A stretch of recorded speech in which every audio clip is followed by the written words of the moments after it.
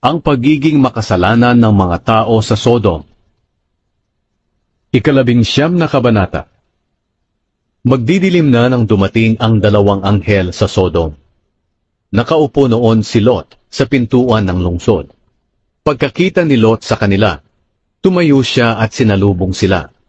Pagkatapos, yumukod siya sa harapan nila bilang paggalang at nagsabing, "Kung maaari po dumaan muna kayo sa bahay ko, para makapaghugas kayo ng mga paa ninyo, at dito na po kayo matulog ngayong gabi. At bukas na lang kayo ng umaga magpatuloy sa paglalakbay ninyo." Pero sumagot sila, "Huwag na lang. Doon na lang kami matutulog sa plaza ngayong gabi."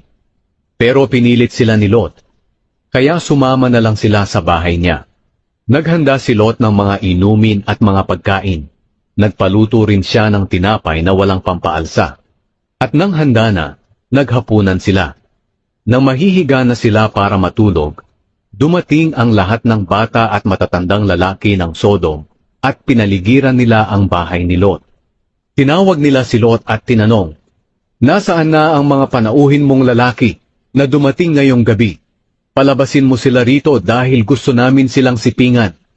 Lumabas si Lot ng bahay para harapin sila. Nang lumabas siya, isinara niya agad ang pintuan. Sinabi niya sa kanila, "Mga kaibigan, nakikiusap ako sa inyo na huwag ninyong gagawin ang iniisip ninyong masama. Kung gusto nyo, may dalawa akong anak na dalaga.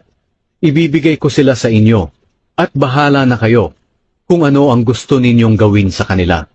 Pero huwag ninyong galawin ang dalawang taong ito, dahil mga bisita ko sila, at dapat ko silang protektahan." Pero sinabi ng mga tao, "Dayuhan ka lang dito, kaya sino ka para makialam sa amin? Umalis ka riyan. Baka masigit pa ang magawa namin sa iyo kaysa sa kanila." Pagkatapos, itinulak nila si Lot. Lalapit sana sila sa pintuan para gibain ito. Pero binuksan ito ng dalawang anghel na nasa loob, at hinatak nila si Lot papasok, at isinara ang pintuan. Pagkatapos, binulag nila ang mga tao na nasa labas, para hindi na nila makita ang pintuan.